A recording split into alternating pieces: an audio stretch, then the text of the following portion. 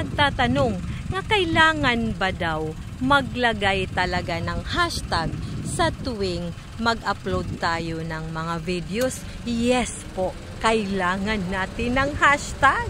Hindi yung tag na presyo. Joke. Hashtag, mga idol.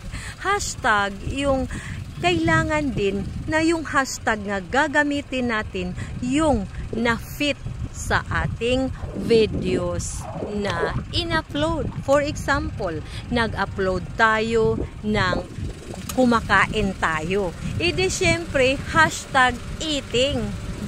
Hindi yung hashtag beautiful. Pwede din yun kung maganda ang kumakain. Joke lang, mga idol. For example, katulad nito, hashtag dagat. O diba? Hashtag seaside. O. Kaya kasi, nasa tabing dagat ako. O, hashtag beautiful. Kasi beautiful ako. Joke lang, mga idol. Huwag kayo magalit.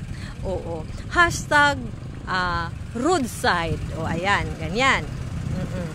And then, hashtag Facebook tutorial. Bakit?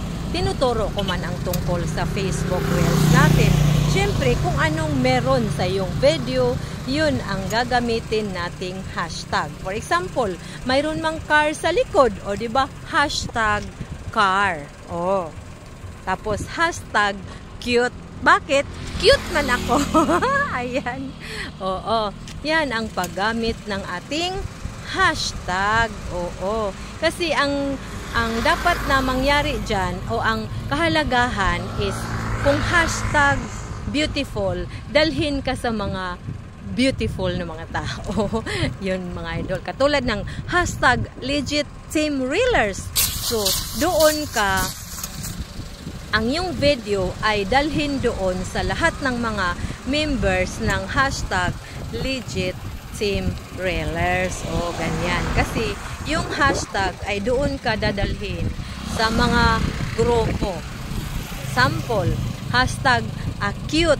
So, sa lahat ng mga cute, doon ako dadalhin ang aking video. So, yun lang, mga idol. Maraming salamat at mag-ingat tayo.